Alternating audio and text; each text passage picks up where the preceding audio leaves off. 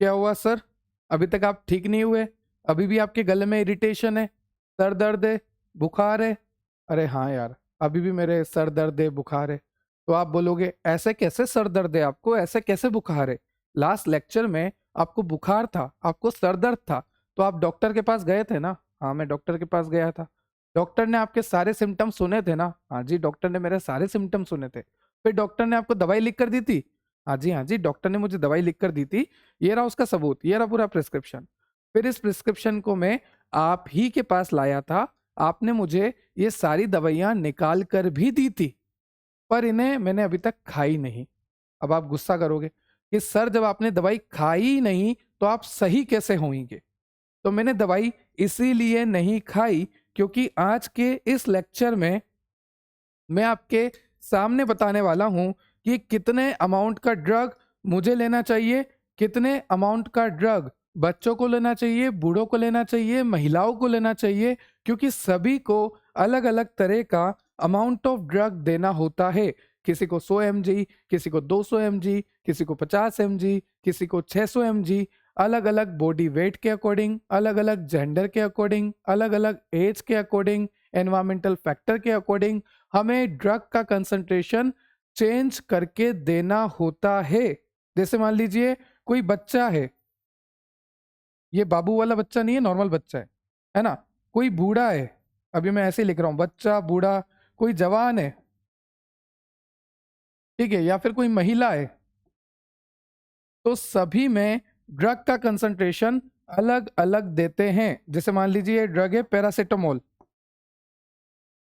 अब ये जो ड्रग है पैरासिटामोल, ये बच्चे में अलग डोज जाएगा, बूढ़े में अलग जाएगा, जवान में अलग जाएगा और महिलाओं में अलग जाएगा।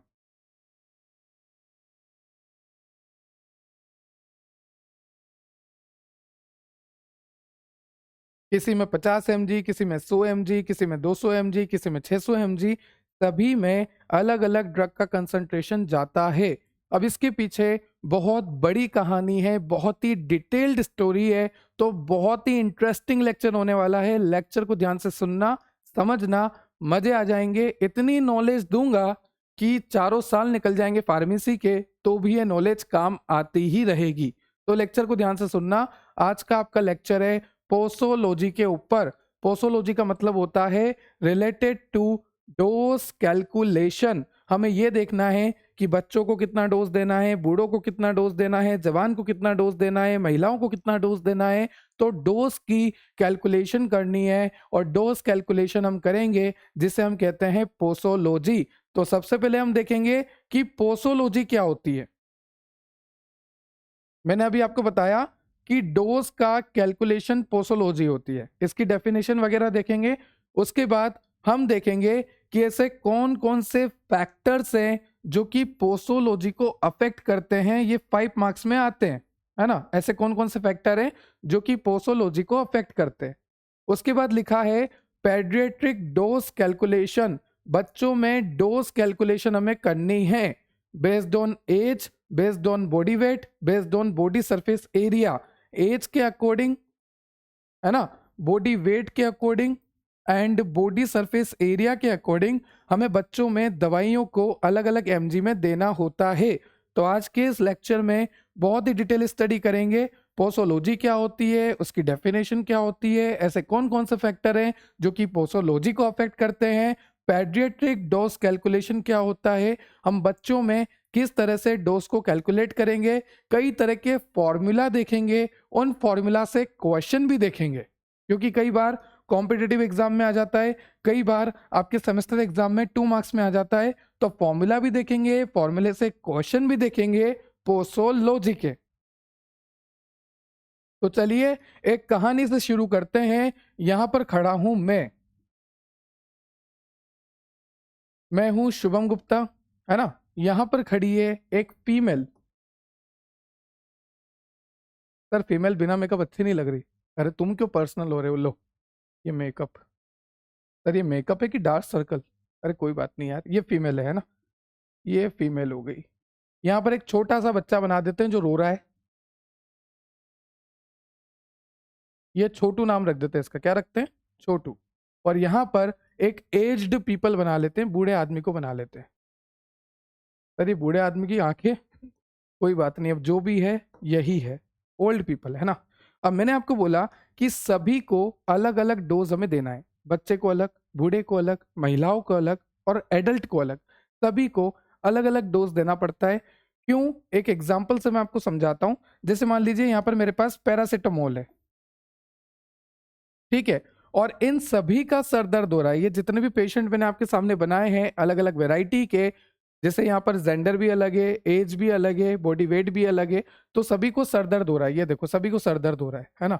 तो सभी का सर दर्द दूर करने के लिए मैं इनको पैरासिटामोल दे रहा हूँ। क्या दे रहा हूँ? पैरासिटामोल दे रहा हूँ सभी को।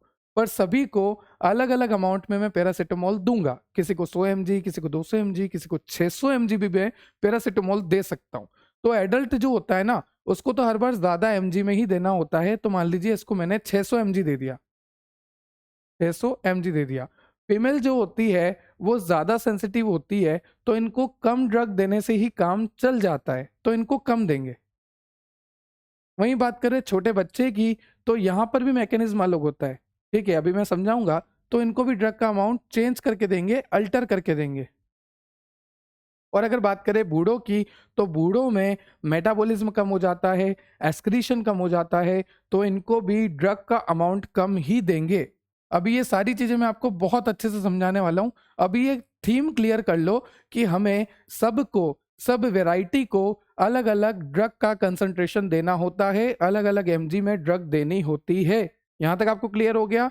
तो फिर मैं आगे समझाऊं। अब आगे की कहानी ध्यान से सुनना। जैसे मान लीजिए यहां पर मैं खड़ा हूं, ठीक है, और मैंने ये टैबलेट ले ली, कोई सी भी टैबलेट मैंने ले ली, ठीक है सर, ये टैबलेट है और ये टैबलेट मैंने ले ली, है ना। जब मैं इस टैबलेट को लूंगा, तो ये टैबलेट मेरे बकल कैविटी से होते हुए, मेरे ओरल रूट से होते हुए, ईसोफेगस फूड पाइप से होते हुए अंदर स्टमक में जाएगी। कहां पर जाएगी? स्टमक में,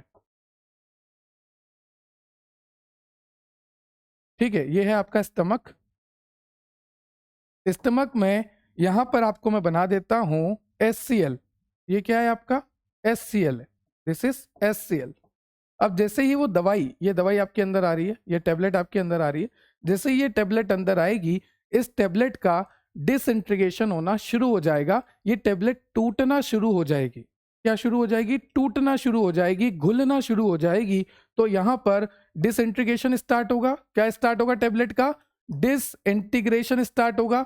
डिसइंटीग्रेशन होने के बाद यहां पर जो ड्रग थी, जैसे मान लीजिए ये टैबलेट है, टैबलेट टूटना शुरू हुई। तो जैसे ही जैसे टैबलेट टूटना शुरू हुई, एक सेकेंड मैं आपको तोड़ के दिखाता हूँ। यहाँ पे ये टैबलेट धीरे धीरे टूटना शुरू हुई।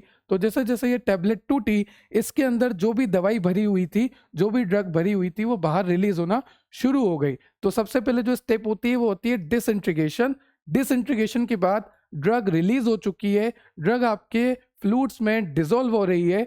ड्रग का डिसोल्यूशन, सबसे पहले क्या हुआ? डिसइंटीग्रेशन। अब क्या होगा? ड्रग का डिसोल्यूशन। फिर आपके आगे, स्टमक के आगे है स्मॉल इंटेस्टाइन, है ना। तो स्मॉल इंटेस्टाइन में जब ड्रग जाएगी, तो ड्रग का होगा एब्जॉर्प्शन। तो सबसे पहले हुआ डिसइंटीग्रेशन, फिर हुआ ड्रग का डिसोल्यूशन, अब होगा ड्रग का एब्जॉर्प्शन। क्या होगा? ड्रग का एब्जॉर्प्शन। और ड्रग का एब्जॉर्प्शन होने के बाद ड्रग अपना क्या करेगी? मैकेनिज्म ऑफ एक्शन शो करेगी। जैसे मान लीजिए ड्रग मैंने खाई, ड्रग का डिसइंटीग्रेशन हुआ, ड्रग का डिसोल्यूशन हुआ, स्मॉल इंटेस्टाइन में ड्रग का एब्जॉर्प्शन हुआ, क्योंकि वहां पर विलाई होता है, वहां पर सरफेस एरिया ज्यादा होता है। स्मॉल इंटेस्टाइन में जैसे ही ड्रग एब्जॉर्ब हुई, ड्रग चली गई मेरे ब्लड सर्कुलेशन में। एब्जॉर्ब होकर कार चली गई, एब्जॉर्ब होकर, तेरी मैं आपको नहीं बोल रहा हूँ यार, क्यों डराते रहते हो। एब्जॉर्ब होकर ड्रग चली गई मेरे ब्लड सर्कुलेशन में, ठीक है।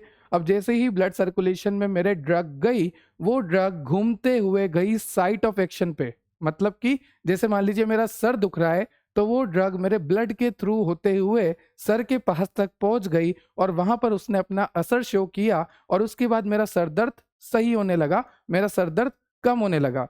तो टेबलेट की ये बात ध्यान रखना, सबसे पहले होता है डिसइंटीग्रेशन, फिर होता है डिसोल्यूशन, डिसोल्यूशन के बाद एब्जॉर्प्शन, एब्जॉर्प्शन होता है स्मॉल इंटेस्टाइन में। जैसे ही ड्रग का एब्जॉर्प्शन होता है वो ड्रग चली जाती है हमारे ब्लड सर्कुलेशन में और we can say systemic circulation में। ड्रग जब ब्लड सर्कुलेशन और सिस्टमिक सर्कुलेशन में जाती है तो वो वहां से ब्लड के फ्लो के थ्रू होते हुए साइट ऑफ एक्शन पे पहुंच जाती है जहां पर ड्रग को अपना एक्शन शो करना है। ठीक है, अब यहां तक की कहानी क्लियर है। ड्रग कहां पहुंच चुकी है? ड्रग पहुंच चुकी है साइट ऑफ एक्शन पे। जैसे मान लीजिए साइट ऑफ एक्शन मेरा ब्रेन है ना, ब्रेन की सेल्स है जहां पर पेन हो रहा था, तो ड्रग क्या करेगी, यहां पर बाइंड होगी और पेन के सेंसेशन को कम कर देगी, दर्द को कम कर देगी। ठीक है, ये ड्रग का मैकेनिज्म ऑफ एक्शन है। ड्रग इस तरह से एक्शन करता है, डिसइंटीग्रेट होता है डोजेस फॉर्म, जो टेबलेट होता है डिसइंटीग्रेट होता है, डिसॉल्व होता है, एब्जॉर्ब होता है, सिस्टमिक सर्कुलेशन में जाता है, साइट ऑफ एक्शन पे जाता है, फिर अपना फार्माकोलॉजिकल एक्शन शो करता है। इस तरह से ये पूरी मैकेनिज्म होती है। अब यहां पर एक बात ध्यान से सुनना,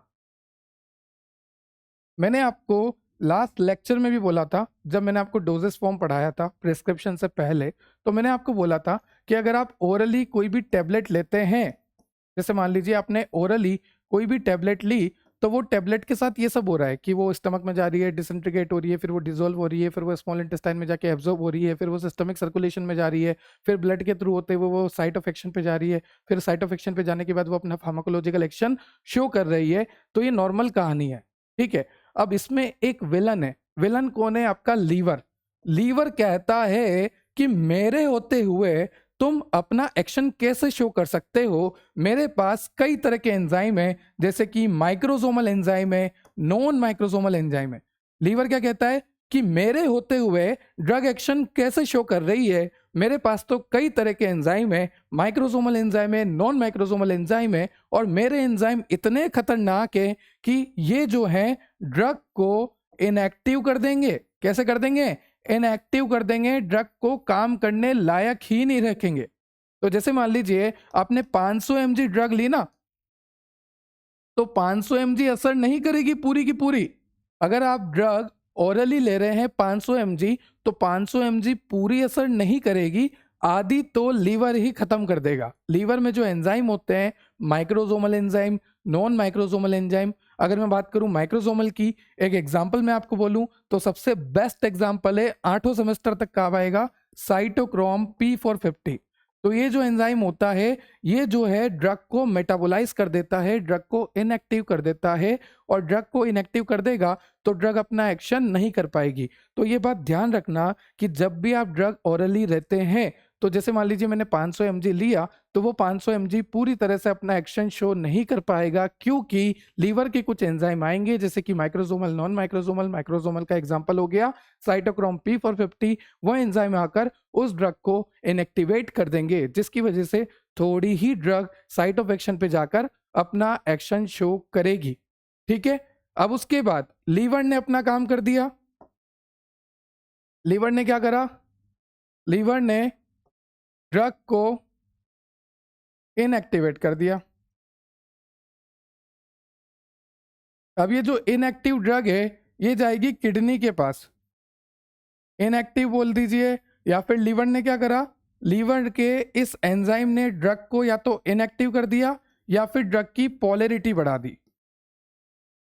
तो ड्रग कहाँ जाएगी? किडनी के पास। अब किडनी का क्या काम होता है? किडनी का काम होता है ब्लड का फिल्ट्रेशन करना, और ब्लड में जो इनएक्टिव ड्रग है, इनएक्टिव किसने करा? लीवर के एंजाइम ने।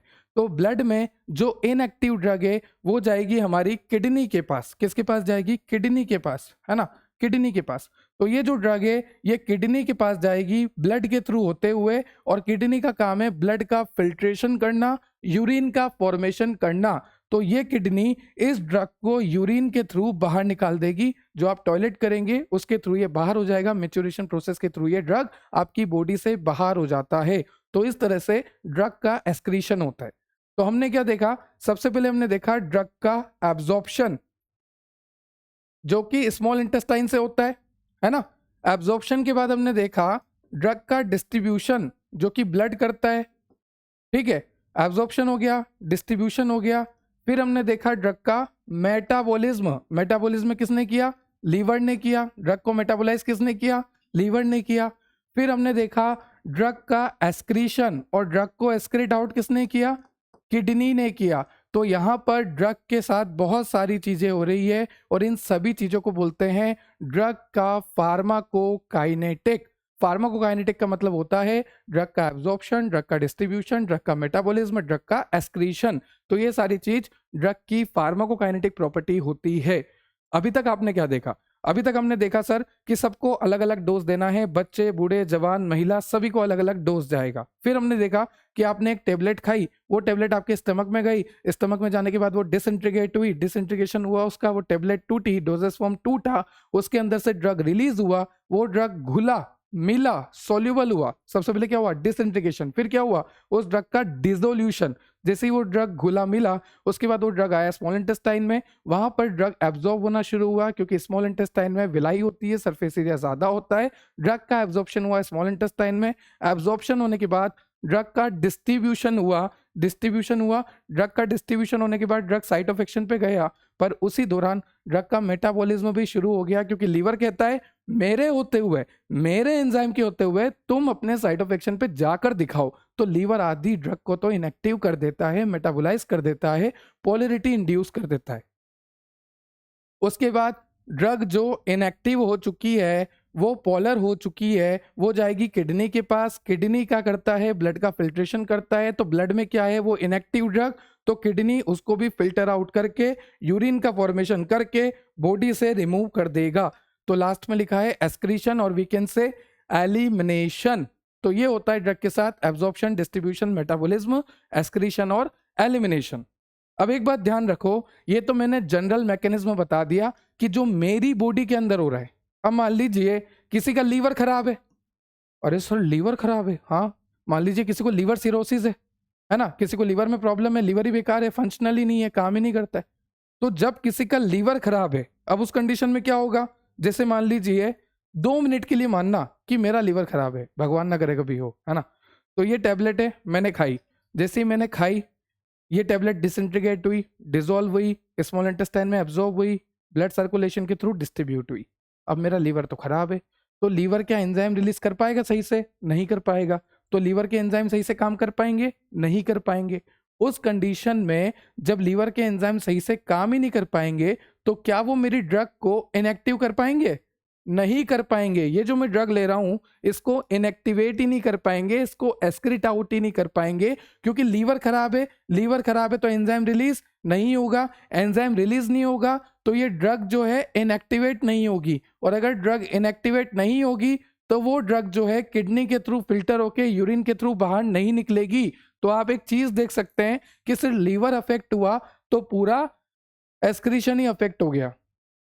और इस कंडीशन में क्या होगा कि लीवर अफेक्ट हो गया, ड्रग अब इनएक्टिवेट नहीं हो रही, तो इस कंडीशन में ड्रग का कंसंट्रेशन बॉडी में बढ़ता जाएगा, बढ़ता जाएगा, बढ़ता जाएगा, और ड्रग की टॉक्सिसिटी हो जाती है।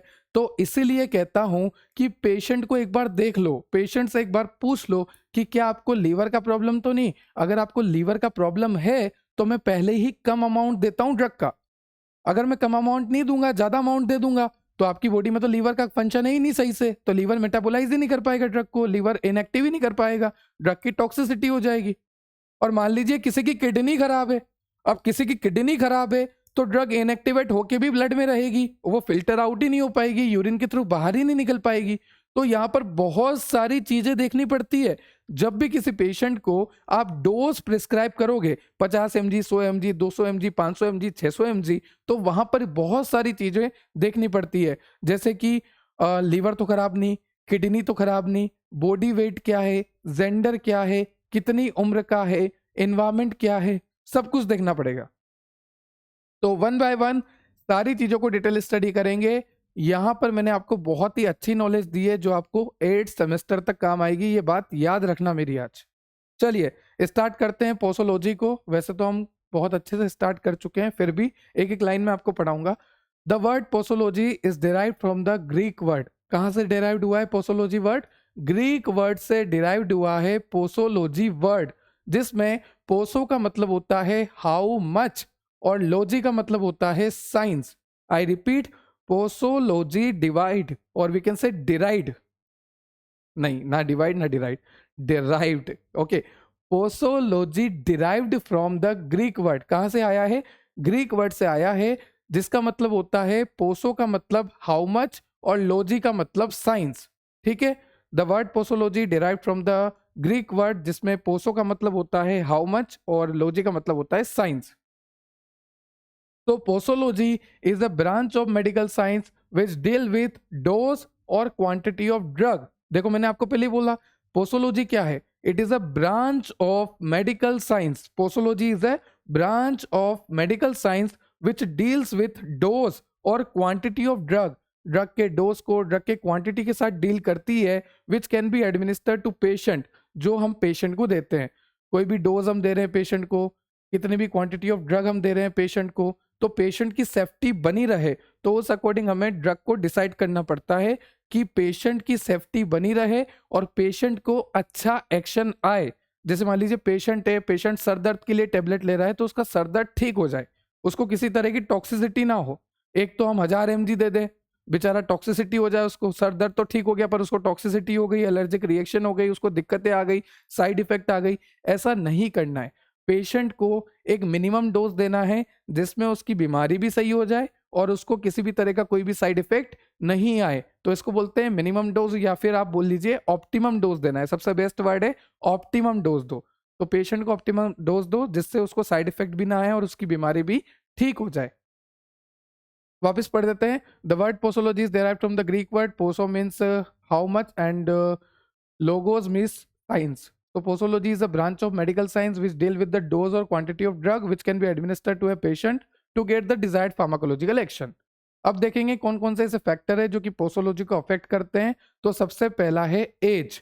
एज मैंने आपको बोला कि बच्चों को, बूढ़ों को, जवान को, सभी को अलग अलग एज में अलग अलग डोजेस फॉर्म, अलग अलग ड्रग का कंसंट्रेशन देना होता है, क्योंकि सभी का फार्माकोकाइनेटिक अलग है। मैंने अभी आपको बोला ना, फार्माकोकाइनेटिक का मतलब होता है ड्रग का एब्जॉर्प्शन, डिस्ट्रीब्यूशन, मेटाबॉलिज्म, एक्सक्रीशन। तो ये जो ड्रग की प्रोसेसेस है, ड्रग का एब्जॉर्प्शन हो गया, ड्रग का डिस्ट्रीब्यूशन हो गया, ड्रग का मेटाबॉलिज्म हो गया, ड्रग का एक्सक्रीशन हो गया, ये ड्रग का एब्जॉर्प्शन, डिस्ट्रीब्यूशन, मेटाबॉलिज्म, एक्सक्रीशन जो होता है सभी में अलग अलग होता है। बच्चों में अलग, बूढ़ों में अलग, जवान में अलग, सभी में अलग अलग होता है, ठीक है। देखो यहाँ पर लिखा भी है कि ड्रग का एडीएमई जो है उम्र के साथ बदलता रहता है। बच्चों में अलग रहता है, बूढ़ों में अलग रहता है। तो यहाँ पर बच्चे, बूढ़े, जवान सभी में एडीएमई ड्रग का अलग अलग रहता है, इसलिए सभी को डोज अलग अलग देना चाहिए। स्पेशली बच्चों को और बूढ़ों को तो कम अमाउंट में ड्रग देना चाहिए। बूढ़ों को कम क्यों देना चाहिए? क्योंकि बूढ़ों के किडनी अब धीरे धीरे खराब होती जा रही है, लीवर अब धीरे धीरे डिसफंक्शनल होते जा रहा है, तो उस कंडीशन में हमें उन्हें कम अमाउंट देना चाहिए, ठीक है। क्योंकि वो एस्क्रीट आउट ही नहीं कर पाएंगे, लीवर सही से काम नहीं कर रहा, किडनी सही से काम नहीं कर रही। आगे देखते हैं, नेक्स्ट है आपका जेंडर। तो जो फीमेल होता है उनको कम देना चाहिए हमें अमाउंट, क्योंकि फीमेल जो होती है ज्यादा सेंसिटिव होती है। साथ ही साथ एक बात और ध्यान रखनी है हमें, जैसे मान लीजिए फीमेल है, अब फीमेल प्रेग्नेंट है, तो प्रेगनेंसी के दौरान हमें कोई भी ड्रग ऐसे वैसे नहीं देनी है। बिना डॉक्टर के कंसल्टेशन के प्रेगनेंसी में कोई भी दवाई आप नहीं ले सकते, क्योंकि कब किस दवाई का साइड इफेक्ट आ जाए, कब कौन सी दवाई प्लेसेंटा को क्रॉस करके बेबी को हार्म कर दे, हम नहीं कह सकते, हम नहीं बता सकते। तो कोई भी ड्रग प्रेगनेंसी के टाइम तो सेफ नहीं होती, तो आपको डॉक्टर से कंसल्ट करके ही प्रेगनेंसी के टाइम दवाई देनी होती है। Special care should be taken when drug are administered during menstruation, मतलब कि पीरियड्स आते हैं जब। स्पेशल ध्यान देना है कि फीमेल्स को दवाई कब डॉक्टर के कंसल्टेशन में देनी है, जब पीरियड्स आते हैं तब, जब प्रेगनेंसी होती है तब, या जब लैक्टेशन होता है, मतलब कि जब बच्चा पैदा हो जाता है, शुरू में उसे माँ का दूध दिया जाता है जिसे बोलते हैं कोलेस्ट्रम, जब वो दिया जाता है तो उस कंडीशन में भी ध्यान रखा जाता है, क्योंकि इसके थ्रू भी, माँ के मिल्क के थ्रू भी जो ड्रग है वो चली जाती है बच्चे में, है ना। तो ध्यान रखना पड़ता है सारी चीजों का। उसके बाद आगे चलते हैं, नेक्स्ट आपको दे रखा है फार्माकोकाइनेटिक। देखो महिलाओं में ड्रग कम देनी है, मैंने आपको बोला ना, क्योंकि महिलाएं क्या होती है, ज्यादा सेंसिटिव होती है। अब और रीजन सुनो, वुमेन में have lower body weight, women में बॉडी वेट कम होता है ऑब्वियसली, है ना। स्लोअर गैस्ट्रो इंटेस्टाइनल मोटिलिटी, उनका जो जीआईटी का मूवमेंट है, गैस्ट्रो इंटेस्टाइनल जो मोटिलिटी है, स्मॉल इंटेस्टाइन का जो मूवमेंट है, फूड पाइप का जो मूवमेंट है, जितनी भी मूवमेंट अंदर हो रही है बॉडी में, वो भी धीरे धीरे होती है। And slower glomerulus filtration rate. और ये जो ग्लोमेरुलस फिल्ट्रेशन रेट होता है, मतलब कि जो जीएफआर होता है, ये जो किडनी है ना, किडनी बनी होती है नेफ्रॉन से। किससे बनी होती है? नेफ्रॉन से, मिलियंस ऑफ नेफ्रॉन से। और नेफ्रॉन की स्ट्रक्चर होती है कुछ इस तरह से, ठीक है। आगे बहुत डिटेल में पढ़ोगे एचएपी सेकंड सेमेस्टर में। तो किडनी नेफ्रॉन से बनी है, नेफ्रॉन की स्ट्रक्चर कुछ इस तरह से होती है, और नेफ्रॉन के इस बोमेस कैप्सूल के पार्ट में यहाँ पर ग्लोमेरुलस फिल्ट्रेशन रेट होता है। आप इतना समझो कि किडनी में ब्लड का फिल्ट्रेशन होता है और यूरिन का फॉर्मेशन होता है। तो वो वाली बात है कि उनका जो यूरिन का फॉर्मेशन होगा वो भी धीरे धीरे होगा, क्योंकि जीएफआर से ही आगे फर्दर जो है यूरिन का फॉर्मेशन होगा, तो वो भी धीरे धीरे होगा एज कंपेयर टू मेन। तो मेन की अगर कंपैरिजन में देखूं तो महिलाओं में बॉडी वेट भी कम है, महिलाओं में जीआईटी का मूवमेंट भी कम है, और महिलाओं में जीएफआर भी कम है। इस वजह से उनका ड्रग का मेटाबॉलिज्म अफेक्ट हो जाता है। तो महिलाओं को ड्रग कम ही देनी चाहिए। ये एक और रीजन हो गया। 3-4 रीजन यहाँ पे भी बता दिए। एक तो ज्यादा सेंसिटिव, एक बॉडी वेट कम है, जीआईटी की मूवमेंट कम है, जीएफआर कम है, मतलब ग्लोमेरुलस फिल्ट्रेशन रेट कम है। फिर वुमेन में बी मोर सेंसिटिव, ठीक है, ये वाली बात हो गई। कौन कौन सी ऐसी ड्रग है जिसके प्रति महिला ज्यादा सेंसिटिव होती है? जैसे कि आपका बीटा ब्लॉकर्स हो गए, है ना, ओपियोइड्स हो गए, और आपके एंटी साइकोटिक्स हो गए। उसके बाद है ड्रग डोजेस। वुमेन में required lower dose of some drug such as digoxin which is use to treat heart failure. महिलाओं को डिजॉक्सिन का अमाउंट भी कम देना चाहिए। तो महिलाओं के लिए यहाँ पर ड्रग लिखी है, जैसे डिजॉक्सिन हो गया, बीटा ब्लॉकर हो गया, ओपियोइड हो गया, एंटीसाइकोटिक्स हो गए। इनके प्रति महिला ज़्यादा सेंसिटिव होती है, तो इनका अमाउंट महिलाओं को कम देना चाहिए। साथ ही साथ महिलाओं को अमाउंट कम क्यों देते हैं? क्योंकि महिला ज़्यादा सेंसिटिव है, महिलाओं का बॉडी वेट कम है, महिलाओं की जीआईटी मूवमेंट कम है, महिलाओं का जीएफआर कम है एज कंपेयर टू मेन। तो आप ये भी लिख सकते हैं कि आदमी को ज्यादा क्यों दी जाती है। फिर आप महिलाओं से कंपेयर कर लेना कि आदमी में बॉडी वेट ज्यादा है, आदमी में जीआईटी का मूवमेंट ज्यादा है, आदमी में जीएफआर का रेट ज्यादा है, तो आदमी को ड्रग ज्यादा देनी पड़ेगी, ठीक है।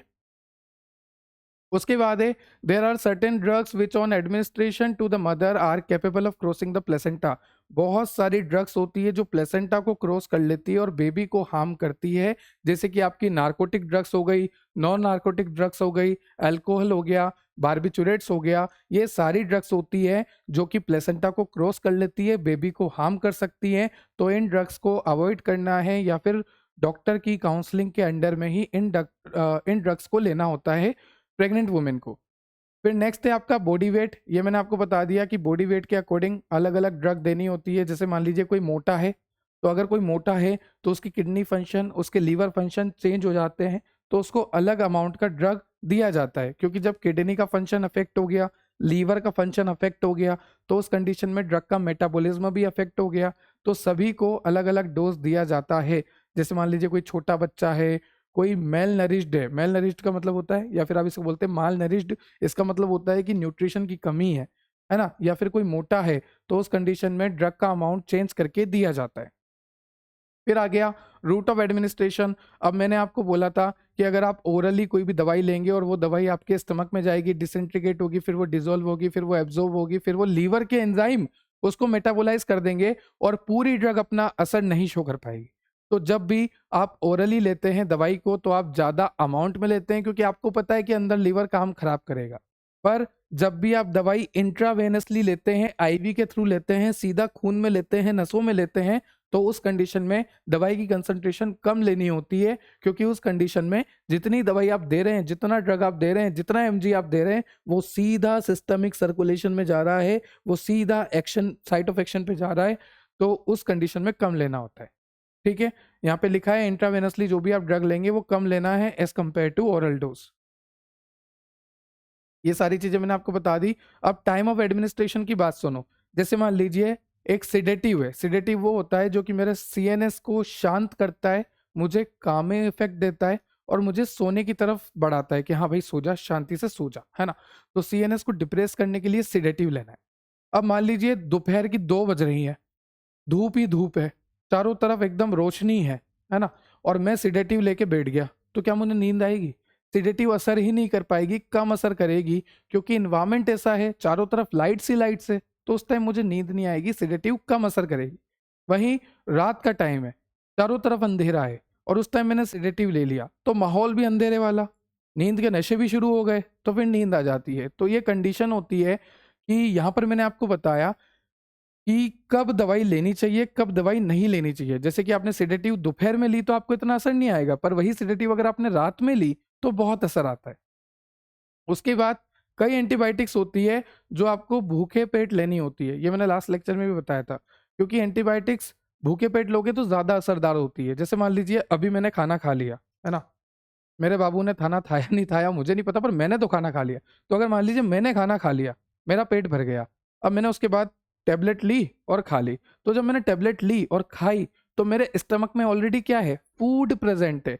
तो क्या वो टैबलेट सही से डिसइंटीग्रेट हो पाएगी? नहीं। डिसॉल्व? नहीं। सही से एब्जॉर्ब? नहीं। तो उसका एक्शन सही से नहीं आ पाएगा।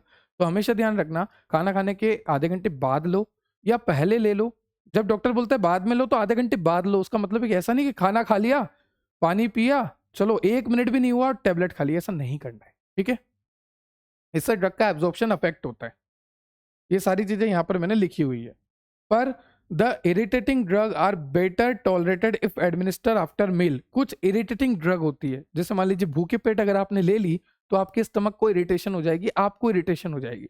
तो उन ड्रग्स को हमेशा खाना खाने के बाद ही लो। जैसे कि आपका कोड लिवर ऑयल हो गया, आर्सेनिक हो गया, आयरन की टेबलेट्स हो गई, ठीक है, आफ्टर मील लेनी चाहिए। उसके बाद एनवायरमेंटल फैक्टर, वो डे लाइट वाला मैंने आपको बता दिया, हिप्नोटिक सेडेटिव का। और एक बात और ध्यान रखना, alcohol is better tolerated in cold environment as compare to summer.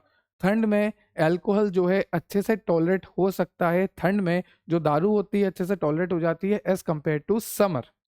ठीक है? तो इन्वायरमेंट में भी आप लिख सकते हैं वो सेडेटिव वाला एग्जाम्पल, यहाँ पर भी चाहो तो लिख सकते हैं, टाइम ऑफ एडमिनिस्ट्रेशन है। ठीक है? उसके बाद इमोशनल फैक्टर की बात करें, the females are more emotional than males. ऐसा कुछ नहीं है यार, मेल भी इमोशनल होते हैं, है ना? And required less dose of certain drug. Drug के अमाउंट में हो सकता है ड्रग के मामले में ये ज़्यादा इमोशनल हो, बट आजकल मेल भी कम इमोशनल नहीं होते। बहुत जिम्मेदारियां हैं सब पे। ठीक है? तो ये बात यहाँ पे ध्यान रखना इमोशनल फैक्टर का, कि फीमेल जो होती है ज़्यादा इमोशनल होती है एज कम्पेयर टू मेल, तो उनको अलग अमाउंट ऑफ ड्रग दिया जाता है। मैंने आपको पहले ही बता दिया था।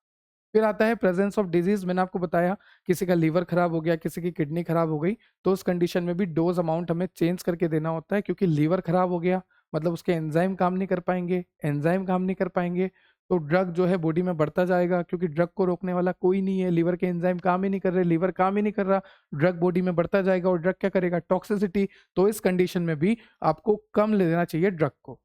जैसे स्ट्रेप्टोमाइसिन, स्ट्रेप्टोमाइसिन क्या है, एंटीबायोटिक्स है। तो streptomycin is excreted mainly by the kidney. किससे एक्सक्रीट होता है? स्ट्रेप्टोमाइसिन हमारी बॉडी में जाने के बाद, असर दिखाने के बाद, अगर उसको बॉडी से बाहर निकलना है तो किडनी में जाके ब्लड का फिल्ट्रेशन होगा, ब्लड के फिल्ट्रेशन के साथ ड्रग का फिल्ट्रेशन होगा और उसके बाद वो यूरिन के थ्रू बाहर निकलता है।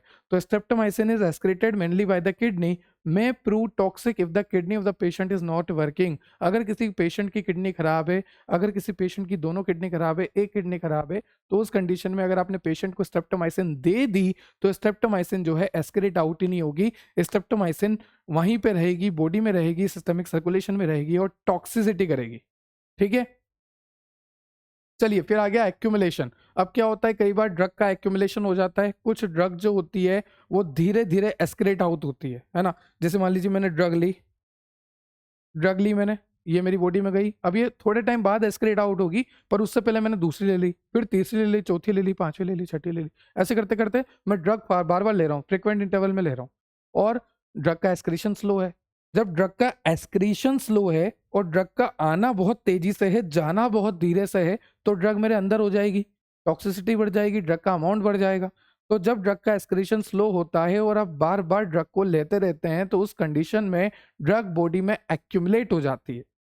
The drug which are slowly excreted may built up sufficient high concentration in the body and produce toxic symptoms if it is repeatedly administered for a long time. ठीक है? कौन सी ड्रग है? जैसे आपका डिजिस्टेलिस हो गया, जैसे आपका एमेटाइन हो गया। एमेटाइन एक प्रोटोजोअल इन्फेक्शन को सही करने की दवाई है। फिर कुछ हैवी मेटल्स हो गए। ठीक है? This occur due to accumulative effect of the drug. Drug accumulate होती रहती है, एक्सक्रीशन धीरे होता है, बार बार आप लेते रहते हो, वो वाली बात है। फिर एडिटिव इफेक्ट है, ध्यान से सुनना। जैसे मान लीजिए दो ड्रग है, ये है फॉलिक एसिड और ये है पेंटाप्रोजोल। अब ये दोनों के काम बिल्कुल अलग है, ये आयरन की है, ये पेट को सही करने की है, दोनों के काम बिल्कुल अलग है। एक बार को भूल जाओ कि ये दोनों कौन सी दवाई है ना, बस इतना सुनो कि ये दोनों दवाइयाँ हैं। अगर इन दोनों दवाइयों को मैंने साथ में ले लिया तो 1+1 इफेक्ट आएगा, मतलब कि जैसे इसका इफेक्ट है 5 गुना और इसका इफेक्ट है 7 गुना, तो 5 और 7 12 गुना इफेक्ट आएगा, प्लस हो जाएगा प्लस। ठीक है, तो यहां पर लिखा है एडिटिव, नाम से पता लग रहा ऐड हो जाएगा, दोनों का एक्शन ऐड हो जाएगा, दोनों का सम हो जाएगा। इसका एक्शन है 7 गुना, इसका एक्शन है 5 गुना, दोनों का सम 12 गुना, तो 12 गुना एक्शन हो जाएगा, एडिटिव इफेक्ट आ जाएगा। When the total pharmacological action of 2 or more drug, 2 or more drug का टोटल फार्माकोलॉजिकल एक्शन अगर साथ में देखा जाए, सम देखा जाए, तो उसे हम कहते हैं एडिटिव इफेक्ट। मतलब कि दोनों का एक्शन तो आएगा, अगर दोनों का एक्शन साथ में जोड़ दें, इन दोनों का सम, इसका 7 गुना इसका 5 गुना, दोनों का सम 12 गुना, तो वो हो गया एडिटिव इफेक्ट। जैसे कि एग्जांपल की अगर मैं बात करूं तो combination of ephedrine and एमिनोफाइलिन in the treatment of bronchial asthma. Ephedrine है, अमीनोफाइलिन है, इन दोनों को जब मैं साथ में दूंगा तो इनका एडिटिव इफेक्ट आएगा। एफेड्रिन अमीनोफाइलिन, एफेड्रिन अमीनोफाइलिन को जब मैं साथ में दूंगा तो इनका एडिटिव इफेक्ट आएगा और उससे ब्रोंकियल अस्थमा सही होता है। आगे चलते हैं, नेक्स्ट है आपका synergism. When 2 or more drugs are used in the combination their action is increase, this phenomena is called synergism. Synergism का मतलब क्या होता है, ध्यान से सुनना। एडिटिव का तो मतलब समझ में आ गया कि दोनों ड्रग का एक्शन प्लस कर दो तो वो हो गया एडिटिव इफेक्ट। अब सिनर्जिज्म का मतलब क्या हो गया कि एक या एक से ज्यादा ड्रग जब कॉम्बिनेशन में दी जाए, है ना, ये ड्रग थी, ये ड्रग थी, ये दोनों ड्रग को कॉम्बिनेशन में दिया गया तो इन दोनों ने एक दूसरे का असर बढ़ा दिया। यहाँ पे कोई ऐड नहीं हुआ, असर बढ़ा दिया। अगर ऐड हो रहा है तो एडिटिव इफेक्ट, एक दूसरे का असर बढ़ा रहे हैं तो सिनर्जिज्म। उसके बाद है एंटागोनिज्म। अब एंटागोनिज्म क्या होता है, जैसे मान लीजिए ये दवाई है ना, ये दवाई मैंने खा ली। अब इस दवाई को खाने के बाद अगर मैंने ये दवाई खा ली और इस दवाई ने मेरी इस दवाई का असर बिल्कुल खत्म कर दिया, एंटागोनिज्म, एक दूसरे के अपोजिट। अगर इन दोनों को साथ में ले लूंगा तो ये दोनों आपस में लड़ लेंगी, मर लेंगी और मेरे को तो कोई असर ही नहीं आएगा। ठीक है, इसे कहते हैं एंटागोनिज्म। ये काम की चीज होती है कब, ध्यान से सुनना। जैसे मान लीजिए यहाँ पर एक पेशेंट है जिसको एसिड पॉइजनिंग हुई है। क्या हुई है, एसिड पॉइजनिंग हुई है। मैं पेशेंट हूँ, मुझे एसिड पॉइजनिंग हो गई, बहुत तेज एसिड पॉइजनिंग हो गई। अब उस कंडीशन में मैं लूंगा मिल्क ऑफ मैग्नीशिया। क्या लूंगा, मिल्क ऑफ मैग्नीशिया। और जो मिल्क ऑफ मैग्नीशिया होता है वो अल्कलाइन होता है, बेसिक होता है। मुझे क्या हुआ था, मुझे हुई थी एसिड पॉइजनिंग, उसके जवाब में मैं क्या ले रहा हूं, मिल्क ऑफ मैग्नीशिया जो कि अल्कलाइन है, बेसिक है। जब मैं बेसिक चीज ले रहा हूं और मेरे अंदर बहुत ज्यादा एसिडिक नेचर है तो एसिड और बेस न्यूट्रल, तो इसे हम कहते हैं एंटागोनिज्म के, एक दूसरे को इफेक्ट को न्यूट्रल कर दे। तो एसिड पॉइजनिंग की केस में मिल्क ऑफ मैग्नीशिया लेना एक वरदान है, तो ये अच्छी बात भी होती है कई बार। उसके बाद इडियोसिंक्रेसी। इडियोसिंक्रेसी का मतलब होता है एक रेयर एलर्जी। देखो यहां पर लिखा है the word idiosyncrasy has now been replaced by the term drug allergy. ठीक है, एक रेयर एलर्जी बोल लीजिए या फिर आप बोल लीजिए ड्रग एलर्जी, बहुत ही कम लोगों में देखने को मिलती है। इडियोसिंक्रेसी एक extraordinary response to a drug which is different from its characteristics pharmacological action. अब मैं समझाता हूं। जैसे मान लीजिए ये ड्रग है पैरासीटामोल। ठीक है, अब पैरासीटामोल का काम क्या काम है, पैरासीटामोल का काम है कि सर दर्द को सही कर दिया, बुखार को सही कर दिया, थकान दूर कर दी, है ना, ये काम हो गया पैरासीटामोल का। अब पैरासीटामोल कुछ अलग ही एक्शन दे दे, पैरासीटामोल एलर्जी कर दे, तो ये तो इसका एक्शन नहीं था ना। क्या पैरासीटामोल जो दवाई है इसका एक्शन था क्या एलर्जी करना, नहीं, इसका एक्शन तो था बुखार कम करना, सर दर्द सही करना, पर इसने क्या करा, एलर्जी कर दी, स्किन इन्फेक्शन कर दिया। तो ये क्या है, ये अलग से ही इफेक्ट आ गया। तो फार्माकोलॉजिकल एक्शन के अलावा कोई अलग से रेयर एक्शन आ जाए, उस कंडीशन को हम कहते हैं इडियोसिंक्रेसी, जिसको बोलते हैं ड्रग से एलर्जी हो गई। ये सब पढ़ रहे हैं फैक्टर अफेक्टिंग पोसोलॉजी। ठीक है, जैसे एग्जांपल की बात करूं, स्मॉल क्वांटिटी ऑफ एस्पिरिन में कोस गैस्ट्रिक हैमरेज। एस्पिरिन का स्मॉल क्वांटिटी, एस्पिरिन जो होता है ब्लड को पतला करता है, तो एस्पिरिन जो है अच्छा है, मतलब बुखार बुखार में भी काम आता है, पर बैन भी हो चुका है कई जगह। तो एस्पिरिन जो अगर स्मॉल क्वांटिटी में दें, जैसे मान लीजिए एस्पिरिन है, अगर मैंने इसको स्मॉल क्वांटिटी में लिया तो कभी कभार इडियोसिंक्रेसी हो जाती है, मतलब आपके गैस्ट्रिक हैमरेज हो जाएगा, आपके स्टमक में, आपके स्मॉल इंटेस्टाइन में ब्लीडिंग स्टार्ट हो जाती है, आप जानते होंगे, नहीं भी जानते तो सुन लीजिए। स्मॉल इंटेस्टाइन के 3 पार्ट होते हैं, ड्यूडेनम, जेजुनम, इलियम। जो स्टार्टिंग पार्ट होता है वो होता है ड्यूडेनम। तो स्टमक में ब्लीडिंग स्टार्ट हो जाएगी और स्मॉल इंटेस्टाइन के स्टार्टिंग पार्ट में ड्यूडेनम में ब्लीडिंग स्टार्ट हो जाएगी। तो यहाँ पर हमने देखा इडियोसिंक्रेसी का एग्जाम्पल कि एस्पिरिन लिया किस लिए था और एस्पिरिन लेने से हो क्या गया, क्या हो गया, गैस्ट्रिक हेमरेज हो गया, मतलब कि ब्लीडिंग स्टार्ट हो गई स्टमक में और हमारे ड्यूडेनम में। उसके बाद है टॉलरेंस। अब टॉलरेंस का सीधा सा एग्जाम्पल है, ठीक है, बहुत सीधा एग्जाम्पल है, मैं आपको अच्छे से देता हूँ, अच्छे से समझाता हूँ। ये है अल्कोहल की बोतल। सर ये तो लोशन है कुछ अलग ही। अरे मान लो ना अल्कोहल की बोतल है, ठीक है। आज मैंने इससे एक पैक बनाया, मैंने पिया, मुझे अच्छा लगा। कल मैंने इससे 2 पैक बनाए, पिए, अच्छा लगा। 3, 4, डेली मेरी क्या हुई, आदत बढ़ती गई, आदत बढ़ती गई, आदत बढ़ती गई। फिर मेरे को क्या हो गया, 1-2 बोतल से तो चढ़ना ही बंद हो गई। 1-2 बोतल में मजा नहीं आ रहा यार, और लाओ 5 बोतल, 6 बोतल, 7 बोतल। तो यहाँ पे क्या हुआ, मेरी बॉडी ने टॉलरेंस डेवलप कर ली कि हाँ 1 गिलास में पहले नशा होता था, अब 1 गिलास में नहीं होता, 2 गिलास में, अब 2 गिलास में नहीं होता, 5 गिलास में, अब 3 बोतल में, 5 बोतल में। मेरी बॉडी ने टॉलरेट करना सीख लिया।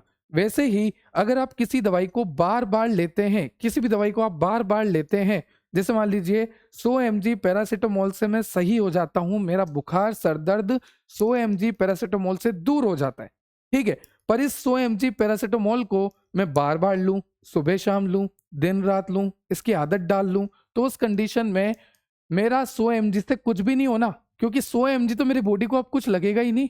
यार ये तो रोज का है, इसका क्या होगा, कुछ बढ़ा के दो, बढ़ा के दो। फिर 200 mg दिया, 200 mg की आदत हुई, फिर 200 mg से भी मेरी बॉडी टॉलरेट हो जाएगी, मेरी बॉडी कहेगी और बढ़ा के दो, और बढ़ा के दो। तो ये होती है टॉलरेंस। ध्यान से सुनो, जब ड्रग आपने दी तो रिसेप्टर ब्लॉक हो गए। देखना, पढ़ना यहाँ पे, when some drug administer repeatedly at short interval, जब किसी दवाई को आप बार बार लेते हैं, एक कम समय में ही आप बार बार उस दवाई को ले रहे हैं, तो जो सेल के रिसेप्टर हो जाते हैं वो ब्लॉक हो जाते हैं। अगर आपने कम समय में बार बार ड्रग को लिया तो ये जो सेल है इसके ऊपर ये जो रिसेप्टर है, ये रिसेप्टर जो है ब्लॉक हो चुके हैं, और रिसेप्टर ब्लॉक होने के बाद अब एक्शन भी नहीं आएगा। देखो ध्यान से सुनना, the decrease response can not be reverse by increasing the dose. अब यहाँ पे क्या हुआ, जब आपने बार बार ड्रग को लिया, एक कम समय में बार बार ड्रग लेने की वजह से आपकी जो सेल के ऊपर रिसेप्टर होते हैं वो ब्लॉक हो जाते हैं। जब सेल के ऊपर रिसेप्टर ब्लॉक हो गए तो अब एक्शन भी आना बंद हो गया। क्योंकि क्या होता है, जैसे मान लीजिए ड्रग है, ड्रग कहाँ जुड़ती है, रिसेप्टर से जुड़ती है, फिर एक्शन आता है ना। ड्रग जुड़ती है रिसेप्टर से, फिर एक्शन आता है। तो ड्रग रिसेप्टर से जुड़ ही नहीं पा रही, क्यों, क्योंकि रिसेप्टर तो ब्लॉक हो गया। जब रिसेप्टर ब्लॉक हो गया तो ड्रग रिसेप्टर से जुड़ नहीं पा रही और आगे एक्शन आ नहीं पा रहा।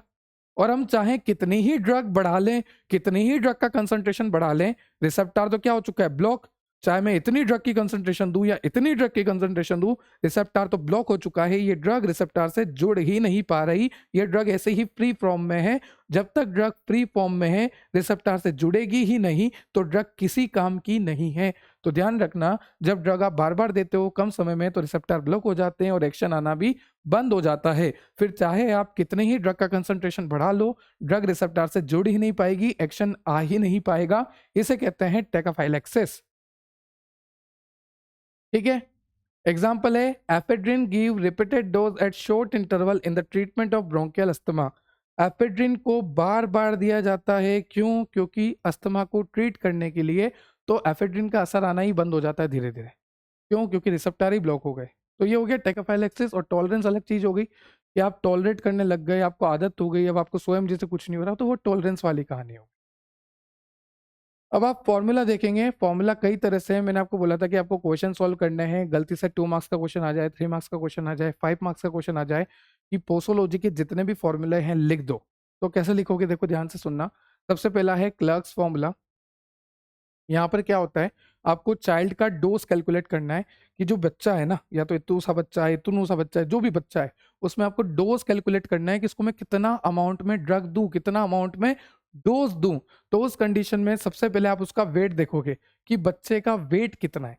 अगर वेट एलबीएस में है, मतलब कि पाउंड में है, तो वो लिख दो। अगर वेट केजी में है, किलोग्राम में, जैसे 5 kilo, 10 kilo, 20 kilo, 30 kilo, 40 kilo, जितना भी किलो है वो लिख दो। अगर वेट पाउंड में है तो वो लिख दो, किलो में है तो वो लिख दो। अगर वेट पाउंड में दे रखा है तो डिवाइड कर दो 150 से, और अगर वेट किलो में दे रखा है तो डिवाइड कर दो 70 से। फिर फाइनली जो एडल्ट डोज है वो क्वेश्चन में होता है, उसको मल्टीप्लाई कर दो। तो सब कुछ क्वेश्चन में ही रहेगा, आपको सिर्फ फॉर्मूला याद रखना है, ठीक है।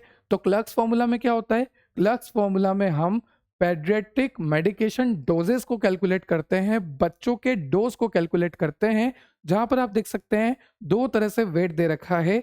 एक जो वेट आपको दे रखा है वो दे रखा है एलबीएस में, मतलब कि पाउंड में, और दूसरा जो वेट दे रखा है वो दे रखा है केजी में, मतलब कि किलो में।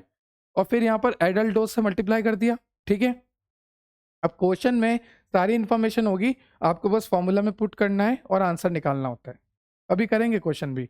उसके बाद डिलिंग्स फॉर्मूला होता है use for calculating dose of child from 12 से 20 साल। 12 से 20 साल के जो बच्चे होते हैं, अगर उनमें डोज कैलकुलेशन करनी है तो डिलिंग, ध्यान से सुनते जाओ। फॉर्मूला कब लगाना है, कैसे लगाना है, क्वेश्चन में बोलते हैं कि डिलिंग फॉर्मूला से कर दो, क्लर्क फॉर्मूला से कर दो, पर गलती से क्वेश्चन में नहीं बोला गया और ऐसे बोल दिया कि 12 साल का बच्चा है, तो आपको पता लग जाना चाहिए कि 12 साल का बच्चा है, मतलब कि डिलिंग्स फॉर्मूला लगाना है। क्योंकि डिलिंग्स फॉर्मूला कब लगाते हैं, जब 12 से 20 साल का बच्चा हो, ठीक है, और उसके अंदर डोज की कैलकुलेशन करनी हो, ठीक।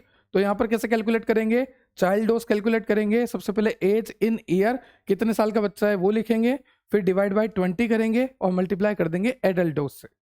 फिर नेक्स्ट है Fried's formula use for calculating dose of an infant up to 24 month of age. किसी बच्चे की 24 महीने के बच्चे तक की अगर आपको डोज कैलकुलेशन निकालनी है तो फ्राइड फॉर्मूला है, ठीक है। किसी भी इन्फेंट की अगर वो 24 महीने तक का बच्चा है, अगर उसकी आपको डोज कैलकुलेशन निकालनी है तो कैसे निकालोगे, एज इन मंथ। अगर मान लीजिए आपको क्वेश्चन में बोल दिया कि 6 महीने का बच्चा है, तो सीधा आपको पता लगना चाहिए कि फ्राइड फॉर्मूला लगाना है, क्योंकि यहाँ पर 24 महीने तक के बच्चे की डोज कैलकुलेशन की जाती है इस फॉर्मूला से। तो एज इन मंथ, जैसे क्वेश्चन में दे रखी है 6 महीने का है, 10 महीने का है, तो वो लिख दिया, डिवाइड बाय 150 कर दिया, इनटू एडल्ट डोज भी क्वेश्चन में दे रखा होगा, वो लिख दिया, बात खत्म। उसके बाद है Young's formula use for calculating the dose of child from 1 to 12 year of age. 1 से 12 साल के बच्चों के लिए आपको कौन सा फॉर्मूला लगाना है, Young's formula, age in year divided by age plus 12 into adult dose. Formula देखो, age in year divide by age plus 12 into adult dose, ठीक है। उसके बाद काउलिंग्स फॉर्मूला होता है, बस्टेडो फॉर्मूला होता है, ठीक है। और calculation based on body surface area, इससे भी कैलकुलेशन होती है। तो काउलिंग्स फॉर्मूला देखो कैसे होता है, एज एट नेक्स्ट बर्थडे। जैसे मान लीजिए अभी मेरा 14 साल की उम्र है, अरे सर किस एंगल से 14, चलो मान लो 25 की है, ठीक है, 25 साल का मैं हूँ।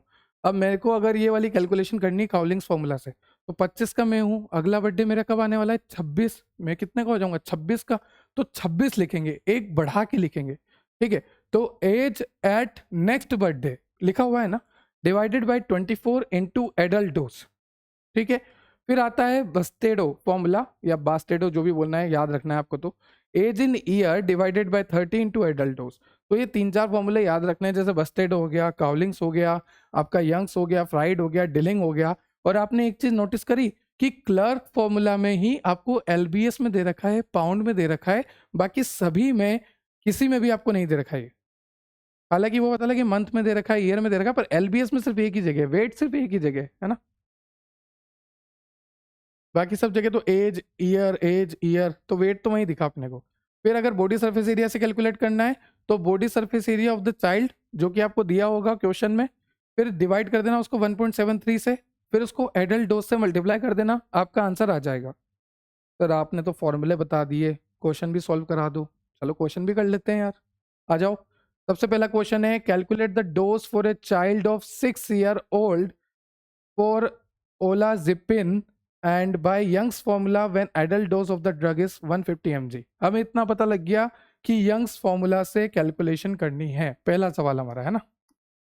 उसके बाद यंग्स फॉर्मूला देख के आता है, ठीक है सर, यंग्स फॉर्मूला देखते हैं, कहाँ है यंग्स फॉर्मूला, ये रहा sir, age in year divided by age plus 12 into adult dose, ठीक है, लगा लेते हैं यंग्स फॉर्मूला, ठीक है। Age in year divided by age, तो एज कितनी दे रखी है, 6 साल, तो 6 डिवाइडेड बाय 6 है ना, यहाँ पे देखो लिखा हुआ है age in year divided by, ये देखो फॉर्मूले में क्या था, देखते रहो, age in year divided by age, तो हमने भी वही किया, एज इन ईयर जो दे रखी है 6 डिवाइडेड बाय एज वो है 6 + 12, ठीक है, इनटू एडल्ट डोज कितना दे रखा है 150 कुछ भी नहीं करा, जो फॉर्मूला था उसी को पुट किया, age in year divided by age + 12 × 150, ये फॉर्मूला था।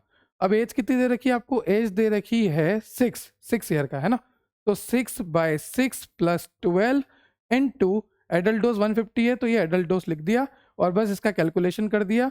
आप देख सकते हैं ये हो गया 12 और 6 18, 6 1/3 और 1/3 से 3 से 150 काटेंगे तो 50 mg आंसर आ जाएगा। बहुत इजी है, सिर्फ फॉर्मूला याद होना चाहिए और कुछ भी नहीं चाहिए, कुछ भी नहीं, सिर्फ फॉर्मूला और कुछ भी नहीं है, बहुत ईजी है। उसके बाद है how will you calculate a dose for a child of 5 year old by Dilling's formula. आप कौन सा फॉर्मूला लगाना है, डिलिंग्स फॉर्मूला। चलो डिलिंग्स फॉर्मूला देख के आते हैं पहले, फिर कैलकुलेशन करेंगे। कहाँ है डिलिंग्स फॉर्मूला, ओके, तो age in year divided by 20 × adult dose, बहुत सिंपल है। तो चलो एज इन ईयर कितना दे रखा है 5 डिवाइडेड बाय कितना करना है 20, एडल्ट डोज 1 ग्राम, ठीक है 1 ग्राम लिख दिया, तो 1/4 है ना, और ये हो जाएगा 0.25, ये आ गया आंसर। मैथ तो आती होगी ना, थोड़ी बहुत बेसिक मैथ है तो 5/20 मतलब 1/4 हो जाता है, 4 इंटू अगर ये 1/4 करेंगे तो 0.25 हो जाएगा, और ग्राम में है तो ग्राम में लिख दिया, ठीक है। नेक्स्ट क्वेश्चन है आपका, calculate the dose of A child of 18 month, ठीक है 18 महीने का बच्चा है, बाय फ्राइड फॉर्मूला।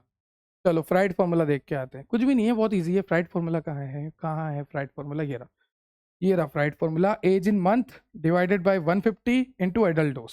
चलो चलो चलो, बहुत इजी है, एज इन मंथ लिखेंगे फिर डिवाइड बाय 150 करेंगे इनटू एडल्ट डोज करेंगे, तो एज इन मंथ कितना दे रखा है 18 डिवाइडेड बाय 150, एडल्ट डोज कितना दे रखा है क्वेश्चन में 500 mg, बस जैसे ही सॉल्व करोगे आंसर आ जाएगा 60 mg, ठीक है, इतना सा था। फिर नेक्स्ट दे रखा है how will you calculate a dose for a child 7 year old boy by Cowling's formula. Cowling's formula चलते हैं। काउलिंग्स फॉर्मूला में मैंने आपको बोला था कि जो भी ईयर एज दे रखा है उससे एक प्लस करना है, क्योंकि अगले बर्थडे की बात हो रही है, ठीक है, डिवाइडेड बाय 24 × एडल्ट डोज। तो देखो जैसे यहाँ पर आपको दे रखा है 7 साल, तो हम क्या लेंगे 8, क्योंकि अगला बर्थडे कब आएगा 8 को, ठीक है। डिवाइडेड बाय क्या करना था, डिवाइडेड बाय 24 करना था, क्योंकि फॉर्मूला में यही है। उसके बाद एडल्ट डोज कितना दे रखा है आपको 300 mg, तो ये 300 mg लिख दिया, तो 8 डिवाइडेड बाय 24 × 300 mg आंसर आएगा 100 mg। तो ये बहुत इजी क्वेश्चन है, बस फॉर्मूला याद है ना, पुटअप करते जाए वैल्यू, आंसर निकालते जाओ, क्योंकि आपको हर क्वेश्चन में अभी तक आप देख रहे हैं कि लिखा हुआ है कि काउलिंग्स फॉर्मूला से निकालो, है ना, आपको लिखा है फ्राइड्स फॉर्मूला से निकालो, हर क्वेश्चन में लिखा हुआ है, पर एक क्वेश्चन ऐसा भी है जिसमें नहीं लिखा हुआ। जैसे मान लीजिए calculate the dose for a child of 5 year old, 5 साल का है, हुज वेट इज 22 पाउंड। अब वेट की बात आ गई और वो भी पाउंड में, वेट की बात कहाँ करी थी हमने, सबसे पहला फॉर्मूला था ना, वहां पर वेट की बात करी थी। ये देखो आप क्लर्क्स फॉर्मूला में यहाँ पर वेट की बात करी थी, और पाउंड में भी है और केजी में भी है, पर हमें क्वेश्चन किस में दे रखा है पाउंड में, तो हम पाउंड वाला फॉर्मूला लगाएंगे, weight in LBS divided by 150 × adult dose. तो जो भी वेट दे रखा है उसको डिवाइड बाय 150 करके एडल्ट डोज से मल्टीप्लाई करना है। तो वेट कितना दे रखा है, वेट दे रखा है, एक सेकेंड देख लेते हैं, यहाँ पर आपको 22 पाउंड दे रखा है, ये 22 पाउंड एलबीएस का वेट दे रखा है आपको। उसके बाद डिवाइडेड किससे करना है 150 से, क्योंकि पाउंड में है, और मल्टीप्लाई किससे करना है एडल्ट डोज से, तो एडल्ट डोज दे रखा है 600, ठीक है, आंसर आ जाएगा, बस काटना कूटना है, और 88 mg आंसर आ जाएगा। तो यहाँ पर आप सब दिमाग से देखो, दिमाग से जितना आप प्रैक्टिस करोगे ना उतना ईजी है ये। उसके बाद अगला क्वेश्चन है calculated dose for a child of 5 year, ठीक है, उस surface area, body surface area दे रखा है, और बॉडी सरफेस एरिया के लिए भी अपन ने फॉर्मूला देखा है, ये रहा, जो भी बॉडी सरफेस एरिया है वो डिवाइडेड बाय 1.73 × एडल्ट डोज, जो भी बॉडी सरफेस एरिया है वो डिवाइडेड बाय 1.73, तो बॉडी सरफेस एरिया कितना दे रखा 1.5 मीटर स्क्वायर, तो 1.5 मीटर स्क्वायर डिवाइडेड बाय 1.73 जो फॉर्मूला में है, और डोज दे रखा है 40 mg, तो मल्टीप्लाई बाय 40, आंसर आ जाएगा 34.7 mg। तो इस तरह से आप सारे क्वेश्चन सॉल्व कर सकते हो। मैंने आपको एक एक फॉर्मूला से क्वेश्चन सॉल्व करके दिखा दिया। जब फॉर्मूले का नाम दिया था तो भी हमने कर लिया, नहीं नाम दिया तो भी हमने आइडिया लगा के कर लिया। बहुत ही ईजी है posology. Posology related to drug calculation, how much science, हमें ये देखना होता है कि हमें किसको कितना डोज में ड्रग देना होता है। बच्चों में अलग, बूढ़ों में अलग, जवान में अलग, महिलाओं में अलग, क्योंकि महिला ज़्यादा सेंसिटिव होती है, उनकी जीआईटी की मोटिलिटी कम होती है, और भी कई कारण हमने देखे हैं। फिर ड्रग का फार्माकोकाइनेटिक हमने देखा, एब्जॉर्प्शन, डिस्ट्रीब्यूशन, मेटाबॉलिज्म, एक्सक्रीशन, जहाँ पर हमने देखा कि ड्रग किस तरह से एब्जॉर्ब होती है, ड्रग किस तरह से डोजेस फॉर्म किस तरह से डिसइंटीग्रेट होता है, डिसॉल्व होता है, एब्जॉर्ब होता है, सिस्टमिक सर्कुलेशन में जाता है, उसका डिस्ट्रीब्यूशन होता है, साइट ऑफ एक्शन पे जाता है। फिर हमने देखा ऐसे कौन कौन से फैक्टर है जो कि पोसोलॉजी को अफेक्ट करते हैं। हमने देखा कि लीवर किस तरह से ड्रग को इनएक्टिवेट करता है, पोलर करता है, किडनी किस तरह से उसका एलिमिनेशन करती है, ग्लोमेरुलस फिल्ट्रेशन रेट का क्या इंपॉर्टेंस है। बहुत तरह की चीजें देखी, उसके बाद फॉर्मूले देखे, फॉर्मूले हमने अप्लाई भी करे, क्वेश्चंस भी देखे, अलग अलग तरह के फॉर्मूले देखे, और सारे क्वेश्चंस भी सॉल्व करे। ये आपकी पोसोलॉजी कंप्लीट हो गई। आई होप आपको लेक्चर क्लियर हुआ होगा। अब एक क्वेश्चन है जीपेट का, अभी से तैयारी कर लो, क्योंकि देखो एचएपी में भी ये क्वेश्चन आएगा, और थर्ड सेमेस्टर माइक्रोबायोलॉजी में भी ये क्वेश्चन आएगा, और आप पहले भी ये क्वेश्चन पढ़ के आए होंगे। Prokaryote, eukaryote 8th 9th 10th 11th 12th bio होगी तो, और अगर मैथ होगी तो भी 8th 9th 10th में तो पढ़ाई है प्रोकैरियोट यूकैरियोट, है ना। तो यहाँ पर आपको इतना सा पूछा है, प्रोकैरियोटिक जो सेल होती है उसमें कौन सा ऑप्शन यहाँ पर सही नहीं दे रखा, नॉट ट्रू पूछा है। बच्चे क्या करते हैं कई बार जल्दबाजी में ऐसे देखते हैं ट्रू पूछा है और फिर चेक करने लग जाते हैं, अरे भैया नॉट ट्रू पूछा है, ध्यान से देखो कौन सा गलत है वो पूछा है। तो nucleus is not bounded by nuclear membrane, ये तो बिल्कुल सही बात है, क्योंकि जब प्रोकैरियोटिक सेल आप देखोगे उसमें जब आप न्यूक्लियस देखोगे तो वहां पर न्यूक्लियर मेम्ब्रेन थोड़ी ना होती है, तो ये तो सही है, हमें तो गलत ढूंढना है। फिर है सेल वॉल कंटेन पेप्टाइडोग्लाइकेन, ये बात भी बिल्कुल सही है, जब आप प्रोकैरियोट की सेल देखोगे, सेल वॉल देखोगे तो वो पेप्टाइडोग्लाइकेन की बनी है। अगला दे रखा है एटीएस, नहीं नहीं नहीं, प्रोकैरियोट में तो 70s राइबोसोम होते हैं, जिसकी सब यूनिट होती है 50-30, और एस का मतलब होता है सेडवर्ग, तो ये ऑप्शन बिल्कुल गलत है। ठीक है, तो ये हमारा आंसर हो गया। और ये वाली बात भी बिल्कुल सही है, हमें पूछी थी कौन सी बात गलत है तो हमने निकाल दिया ऑप्शन नंबर सी गलत। तो ये आपकी पोसोलॉजी हो गई, बी फार्मेसी फर्स्ट सेमेस्टर की, फार्मास्यूटिक्स की यूनिट 1 हो गई है, जहाँ पर हमने बहुत ही डिटेल में स्टडी करी है फार्मास्यूटिक्स को, उसके हिस्टोरिकल बैकग्राउंड को, डेवलपमेंट को, फार्मेसी एज ए करियर को, फार्माकोपियास को, डोजेस फॉर्म को, प्रिस्क्रिप्शन को, पोसोलॉजी को, बहुत ही डिटेल स्टडी करते हुए हमने B pharmacy first semester pharmaceutics के यूनिट नंबर 1 को कंप्लीट कर लिया है। मिलते हैं बहुत जल्द यूनिट नंबर 2 में, तब तक के लिए बने रहिए, जुड़े रहिए, और वेबसाइट विजिट करते रहिए नोट्स के लिए, क्वेश्चंस के लिए, बुक्स के लिए, और भी कई तरह की चीज़ों के लिए, टिप्स के लिए, जो आपको चाहिए सब कुछ है www.depthbiology.com. Subscribe and share for more. Have a nice day. Have a good day. Thank you.